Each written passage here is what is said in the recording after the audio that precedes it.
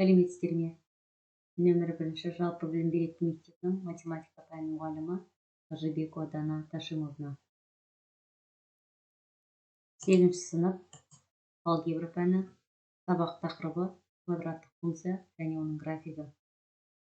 Оқу мақсаты 8, 4, 1, 2, y тең a x минус m квадрат, y тең a x квадрат плюс n және y тең a x минус m квадрат плюс n a тең емес 0 түріндегі квадраттық функциялардың қасиеттерін білу және графиктерін салу.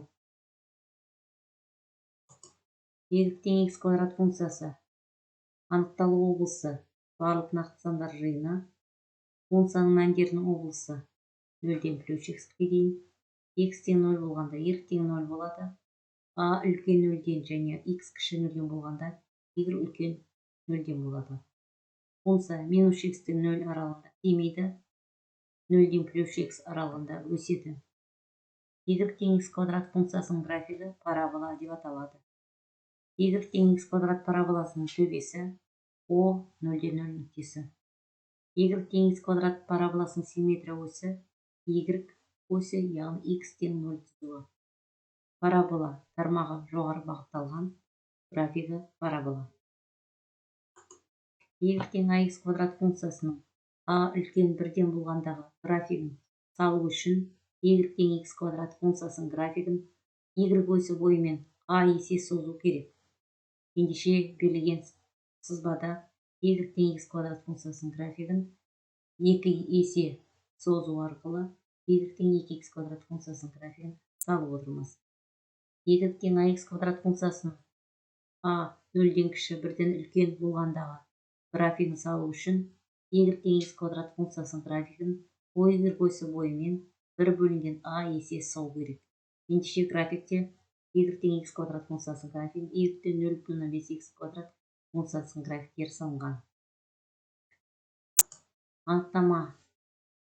Y тең ax квадрат плюс bx плюс c түрінде берілген функция квадраттық функция деп аталады. Мұндағы a, b, c кез келген нақты сандар. a тең емес 0-ге, x тәуелсіз айнымалы. Бүгін y тең ax квадрат, y тең ax минус m квадрат, y тең ax квадрат плюс n түрінде функция графиктерін салып үйренеміз.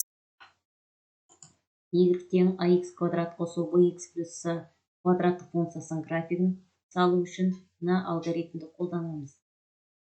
Біріншіден m минус b бөлінген 2a, n тең минус b квадрат минус 4 көбейтілген a көбейтілген c бөлінген 4 көбейту a формулаларын қолданып парабола төбесінің mn координаталарын анықтаймыз. Екіншіден, парабола төбесі арқылы координата осіне параллель түзу симметрия осін жүргіземіз. Үшіншіден, функция графигінің координаталық осьтермен қиылысу нүктелерін табамыз. Төртіншіден, оське қарағанда симметриялы қандай да бір екі нүктені белгілейміз.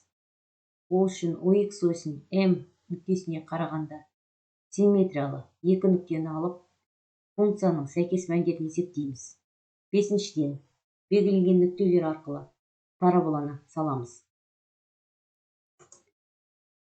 Y тең ax минус m квадрат плюс n функциясының графигі. Y тең ax квадрат параболасын екі рет параллель жылжыту арқылы алуға болатын парабола. Y тең x минус m квадрат функциясының m үлкен 0-ден болғанда графигін салу үшін y тең x квадрат функциясының графигін ox осінің бойымен m бірлікке оңға қарай жылжыту керек. Яғни y тең x квадрат функциясы осынан y тең x плюс 3 квадрат функциясының графигін салу үшін оңға 3 бірлікке жылжытуымыз керек.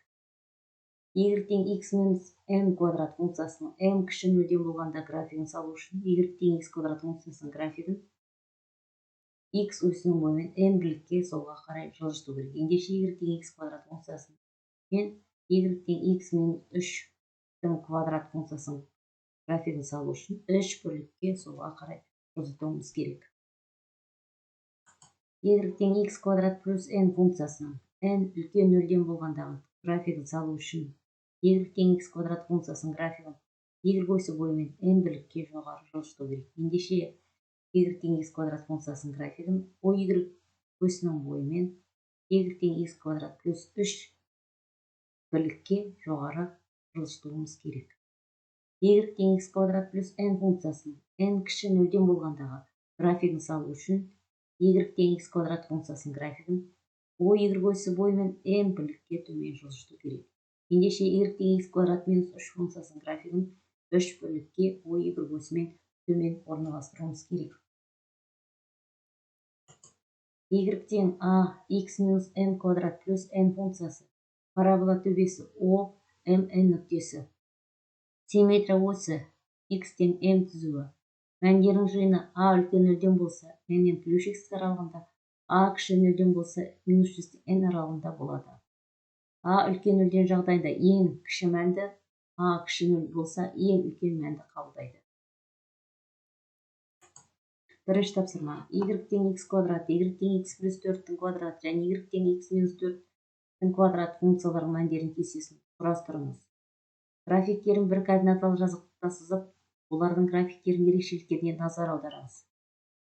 Y тең x квадрат функциясының графикіне қандай түрлендірулер жүргізіп, y тең x плюс 4-тің квадраты және y тең x минус 4 графиктерін салыңыз. Салу қадамдарын жазыңыз. Нәтижені кері байланыс ретінде жіберіңіз. Рефлексия 3.2.1. Бүгінгі сабақтан алған маңызды 3 ақпаратыңызды, ұнаған аспектіңізді екеу бірінші ұсыныс жазуыңызға болады. Назарларыңызға рахмет. Сау болыңыздар.